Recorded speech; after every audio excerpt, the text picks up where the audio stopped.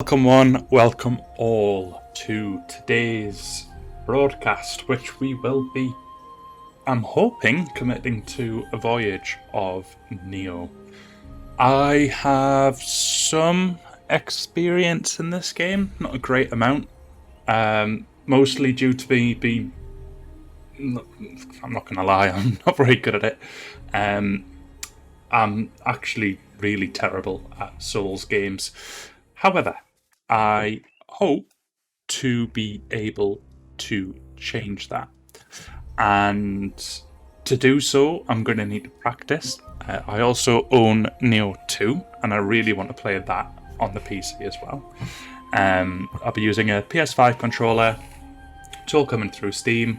So let's go ahead and get started. And again, I don't want to be making excuses for myself or anything like that, but I am quite literally terrible at these sort of games. Now, we are going to be starting a new game, and hopefully I'll be able to start figuring this out. I know the whole thing is about getting good.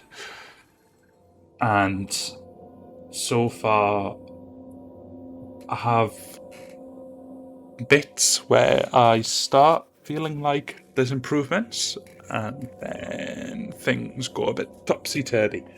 I was considering using a face cam for this, but I figured the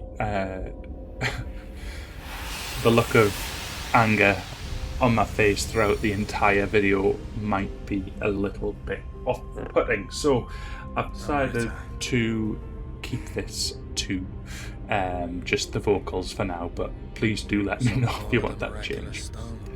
I'm going to shut up now whilst the audio plays. The Philosopher's Stone.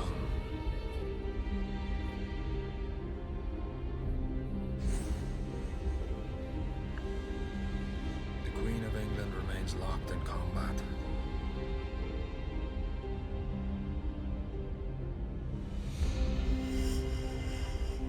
With Spain, the country where the sun never sets, for control of the entire world.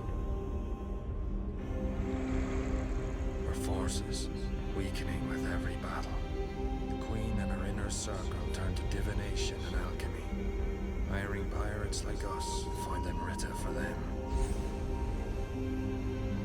With that power, they managed to defeat the invincible Spanish Armada. But now it seems they want to keep their methods a secret.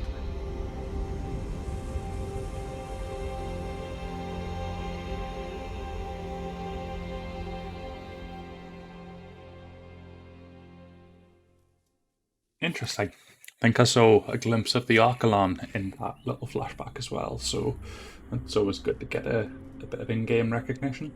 Right, let's go ahead and get started. We are in the Tower of London. It's an an imposing fortress built by King William I in order to keep London safe. It has since gone on to be used as a prison for traitors and execution grounds for criminals.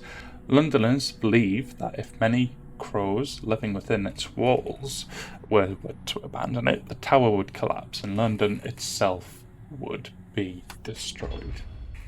Well, I'm sure we're going to find out. And I'm going to assume there's some extremely difficult enemies in this tower, even though it is probably both one of two things, a tutorial zone and a beginner zone. So these games don't tend to throw you in lightly. They will throw you in at the deep end, not give you any armbands, and say swim, swim, swim. So let's see how we can manage to do that. So here's my gentleman, looking rather well conditioned. There's actually a whole thing called criminal conditioning. It's how, I think it was written by a criminal who basically gave a guide on how he kept in shape in jail using only his body weight. So can I just punch this? Yes, I can. fists of absolute thunder. Right, search this. I should have run when I had the chance. Right, so sprinting is holding A. I did notice that dude going down there, so let's just quickly have a look. Oh, no, that's the wrong button. Seems to be locked. I know these games like to have jump scares. Right, nothing there. Just so you guys are aware, I am going to be aiming for about half an hour episode lengths, but they're likely going to be longer periods of time that I'm recording, and then I'll just chop up the times. I think that's going to be easiest rather than stopping every 30 minutes. I think I'd rather have a bit more of a flow to it and then just chop it down from there. But again, let me know if that isn't working with you guys. So let's get the bastard sword equipped. Let's get the foot guards on. And off we go. So one of the things that really drew me to this game initially, before I rage quit quite early, was the Diablo style loot, so the rarity and feeling that you're actually getting better equipment. It might be the same title of sword. Oh god, here we go. It might be the same title of sword, but we are ultimately getting a perhaps a better rarity.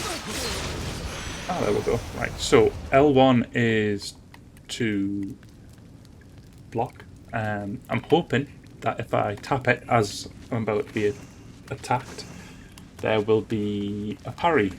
Now, one of the biggest things that I'm really trying to get good at in games is parrying. So we shall see. We shall certainly see if that is indeed the case.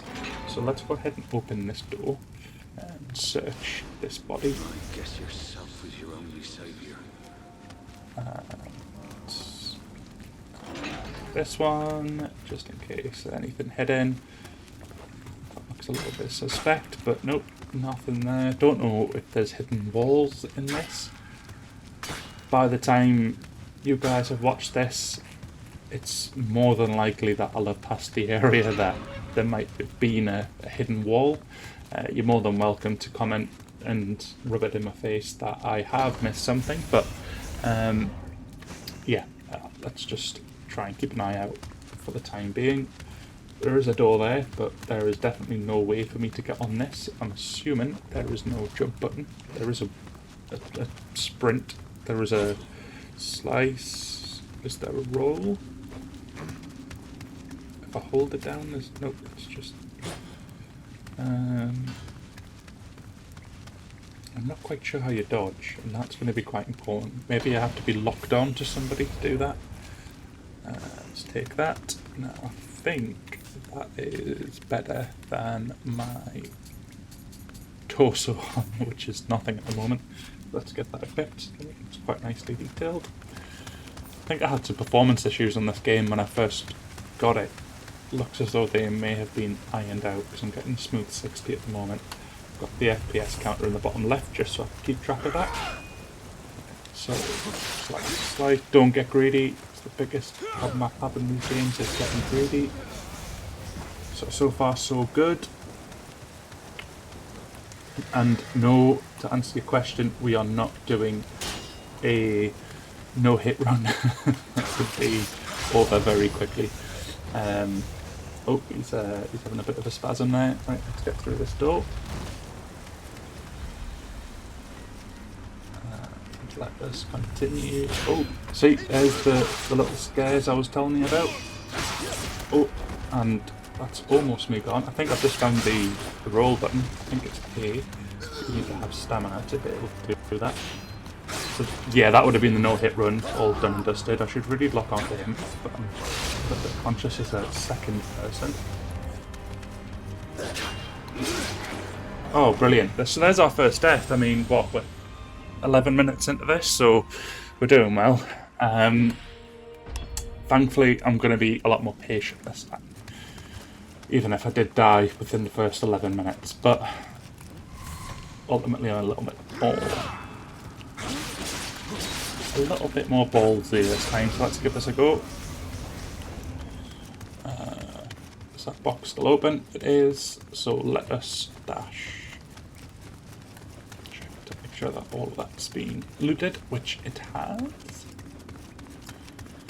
Let's get up onto here, and remember that once you go up these stairs, first room on the right has 2 enemies in it, so try just to lure one out if I can. Oh, there's also a guy, there's 2 guys here, one that shoots arrows and one that doesn't. I don't have anything that I can lure him over with. Problem with lure items, which are typically stones in these sort of games, or pebbles or whatever, I don't use them because I'm scared of running out of them, but then I end the game. But actually, that's a lie, I never end the game, but I always end up with loads because I don't use them because I'm scared of not having them in times when I need them. That's definitely a habit I need to grow out of, because there's definitely going to be examples of where they're going to be very, very useful to use. My tactic in this game is going to be to get as overpowered as possible, and ultimately work on making the game as easy as I can for myself by being so powerful before I go into an area that is going to cause me much anger and discomfort. Just notice the game actually gives you a little window to look through here, so you can see there is 2 enemies. One of them's just left the room. I should have done that a lot better than I did. Noticed he's got a bar underneath. I'm going to assume that is the... Yeah. So, he should be vulnerable now. Didn't let me... It didn't actually let me do anything sort of like as a finisher, I noticed there though, which is interesting. Also, just an apology in advance. We have neighbours upstairs at the moment, which I'm going to assume are owning some sort of bowling ball company, because things just keep dropping on the ground constantly, and it doesn't matter what time it is. It was 1:30 in the morning last night, and there was just it was just thuds. There's actually a video I'll put in the description to this that I really think you should watch, and it describes this situation perfectly. It was an absolute nightmare. Anyways, we've found our first shrine. These are essentially the bonfires in this game, for those of you who are familiar with Souls-like games, or the Dark Souls games and the Bloodborne games and such. What that means is if I die, this is where I come back to. If you pray at them, or if in a bonfire you rest at them, you restore your health, but by in doing so, you also respawn all of the enemies. Now, that does open up the door to do something. That opens up the door to allow you to farm an area until you have progressed to a point which you feel you are sufficiently ready for the next area, which, as is quite clear from that section, I am far from ready. And I think that's based on my skill level rather than the gear that I've got equipped. Even though I've barely got anything equipped, I am also terrible at this game. So there is that. That's plaguing me as well. And I wonder, can I sneak behind this guy? I mean, he's not doing the best job of detecting somebody slowly moving. I didn't notice a backstab mechanic in that there, so perhaps that isn't something that is in the game. Perhaps that is something that is in the game and I was just doing it wrong. So let's have a look at the tutorials. I've kind of been glancing over them and try and keep on top of these. So using items, assign an item to a shortcut and press up, left, right or down. To switch between shortcuts, press right trigger. Items can be assigned shortcuts in the equipment menu, giving you quick access to them even in the heat of battle. Items can also be used in the inventory menu. 2 different sets of 4 shortcuts can be created. Right trick to switch between them. Always strive for greatness. Only preparation can extinguish adversary. This is where I struggle. I don't use items for the reasons I said before. I am really bad at using one-use items. I do have a little bit better with the potions in these style of games because they automatically restock when you pray at these altars. And in Dark Souls and them sort of games, when you rest at a bonfire, it actually restocks the potions. So they I can use, but the one-use stuff, the power-up buffs and all that sort of stuff, I really need to learn to use them, especially in situations that merit them. So that's going to be a big change of mindset for me, I think, that I need to try and tune into. So let's continue through this. So status menu, you can change equipment and check your belongings in the status menu. No matter how powerful the sword, no matter how powerful the skill, you must equip the weapon and learn the skill for it to be of use before heading into battle. Always remember to check your equipment. Interesting. I think that just means that if you're trying to equip a sword that needs, I don't know, 10 strength, for example, if you don't have 10 strength, it won't be usable. That's kind of what I'm pulling from that. Okay, the next one, change your weapons. RB and then left and right and up and down for the ranged weapons. Allows you to swap between melee and ranged weapons. You can equip up to 2 of each at the same time from the status menu. It is vital to equip the weapons best suited to the battles you face. Endeavour to master all weapons and understand in an instant the right one for a fight. However, you are limited to what you can physically carry. Pay attention to your surroundings and choose them wisely. Okay, I'm a little bit cautious about that because I tend to get comfortable with weapons, like a weapon, and I'll tend to stick to it, but that's obviously telling me not to, so let's see if I can break out of that habit. That might be what gets me further. So guarding enemy attacks and avoiding taking damage, but it does not consume key. If all key is lost when guarding, your guard will be broken, so some attacks take a lot of key. Evasion lets you dodge enemy attacks, but like a guarding, evasion also consumes key. Recklessly launching attack after attack ultimately leaves you standing helpless. Sometimes a warrior must take the defensive to put them in a better position for their next attack. Interesting. I am doing exactly what that bottom paragraph suggests, recklessly launching attack after attack, ultimately leaving me standing helpless. So, lock on. While locked onto an enemy, the camera will always center on that enemy. The enemy's health and key will also be displayed. It is essential to watch and understand enemy movement if you are to win your battles. If you can understand your enemy, you can learn their strengths as well. Key is consumed while dashing. You'll not be able to dash for a little while if your key runs out. Victory comes in a fleeting instant across the battlefield like the wind strikes down your enemy. However, do take care not to lose all of your key and let your enemies surround you. Yep, that's another thing I'm guilty of. Quick attack is X, strong attack is Y. I've not actually been using Y. Quick attacks use less key.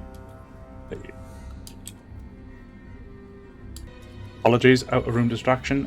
Right, okay, so we're back. Quick attacks use less key, but they do not cause much damage. Strong attacks inflict more damage, but they also consume more key and leave you more vulnerable after the move. Once your key is gone, you cannot attack until it is replenished on the field of battle. Your own strength is the only thing on which you can rely. Take up arms and fight if you wish to live. That I shall do. Or at least try to do. Ooh, I did loot a better battle axe, which I shall equip in just a moment. Apologies guys, I need to get something sorted really quickly, but we will be back in just a flash. And we are back. Sorry about that. I was beginning to sweat profusely because the heating was on far too high. However, that was my fault for turning the dial a lot more than I thought I did. And this game's going to be making me sweaty enough, so I need to conserve as much energy as possible for my focus. But we've got that issue sorted, so let's go ahead and continue. try and figure out how on earth I'm meant to be getting out of here. Now I could pray, and I think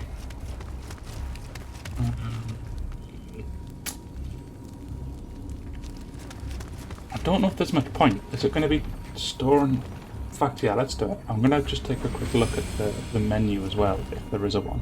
No, it's not giving me one just yet. It's just saying pray. I was interested to see if it's storing key or whatever the soul equivalent is, but it doesn't appear to be doing so, so that's absolutely fine.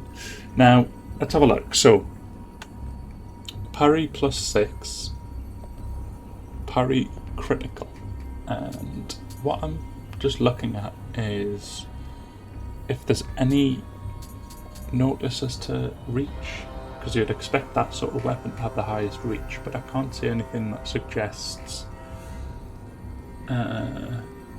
it having like a reach score, but it would, I think. So that might be useful if I'm feeling a little bit wimpish. So I'm going to put that in my second slot. I don't have a ranged weapon just yet. I do have some head armour, a fancy top hat. It's very stylish. Arm guards. I always find in these games that, like especially in the early stages, you really have like such rubbish style, because you just mix items just to get the best stats. Don't know if there's a if there's some sort of system in the game for cosmetics or anything like that, but either way, it's still quite interesting. Oh right, this is a much slower swinging weapon, but it does do quite a bit of damage. And 3 swipes is enough to take them down, so I'm liking it. So I'm taking the game's advice. I am utilising more than one weapon, and I'm happy I've chose to test out this battle axe because I'm doing better than the sword, but I think that's just based on the damage number and my tactic of being just completely reckless is working out with a weapon that is doing enough damage to counterbalance that. We can extract from this country, Kelly. Indeed, the pirates have served their purpose. The death of the leader of Japan will spark a war, and a wonderful opportunity to acquire more Amrita. Once tomorrow's execution takes place, we will get our hands on a compass that will lead us to that Amrita. With enough Amrita, we could subdue Spain, perhaps even the world. The day when England reigns supreme is near. But our beloved queen thinks of Amrita as nothing more than gold or gemstones. We must find them before our nation's rivals do. Edward Kelly, you will go to Japan. It seems it would be to our advantage to keep the wars alive. We cannot gain Amrita if blood does not flow. Hey! Who are you? Oh well, that worked out nicely. Also, not the guy we could see, I think.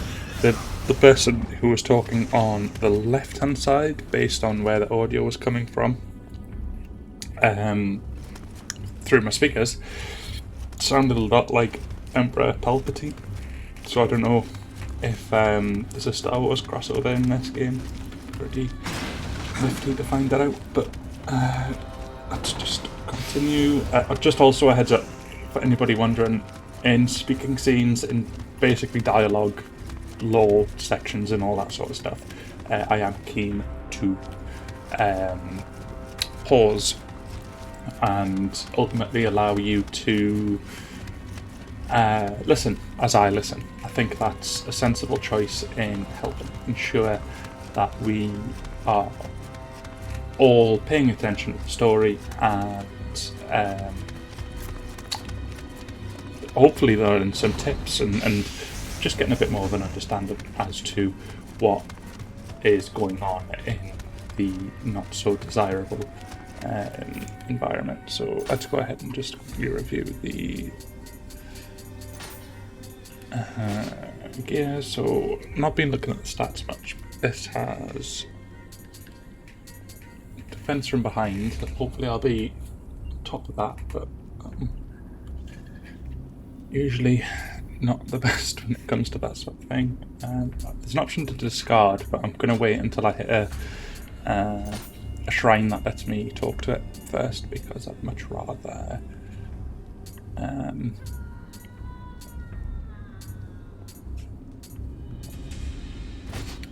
I'd much rather have the added advantage of either being able to dismantle it or sell it or whatever the equivalent is for the shrines. So let's have a look.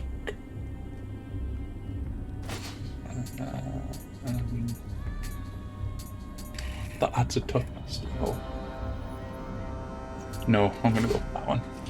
That's my choice. Step back out that.